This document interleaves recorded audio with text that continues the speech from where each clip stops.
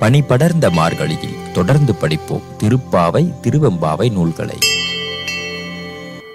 மார்கழி மாதம் 4ஆம் நாளில் மாணிக்க வாசகர் அருளிய திருவெம்பாவை பாடலில் 4ஆம் பாடல். ஒன்னித் திலநகையாய் இன்னும் புலர்ந்தின்றோ வண்ணக்கிளி மொழியார் எல்லோரும் வந்தாரோ எண்ணிக் கொடுல்லவா சொல்லும் கோல் அவ்வளவும் கண்ணை துயின்றவமே காலத்தே போக்காதே விண்ணுக்கொரு மருந்தை வேத விழுபொருளை கண்ணுக்கினியானை பாடி கசிந்துள்ளம் உன்னுக்கு நின்றுருக யாமாட்டும் நீயே வந்தெண்ணிக் குறையில் துயிலேலோர் எம்பாவாய் என்று பாடுகிறார்.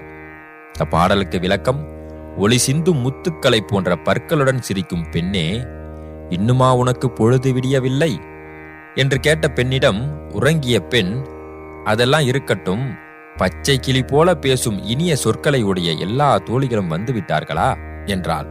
எழுப்ப வந்தவர்களோ, அடியே, உன்னை எழுப்புவதற்காக வந்த பெண்கள் எத்தனை பேர் என்பதை இனிமேல்தான் எண்ணி பார்க்க வேண்டும். அதன் பின்பு எண்ணிக்கையை சொல்கிறோம். நாங்கள் தேவர்களின் மருந்தாகவும் வேதங்களின் பொருளாகவும் இருக்கும் சிவபெருமானை பாடி உள்ளம் உருகும் வேலை இது. இந்த நேரத்தில் வந்தவர்களை எண்ணிக்கொண்டிருக்க முடியுமா? ஆகவே நீயே எழுந்து வந்து எத்தனை பேர் இருக்கிறோம் என்பதை எண்ணிப்பார்.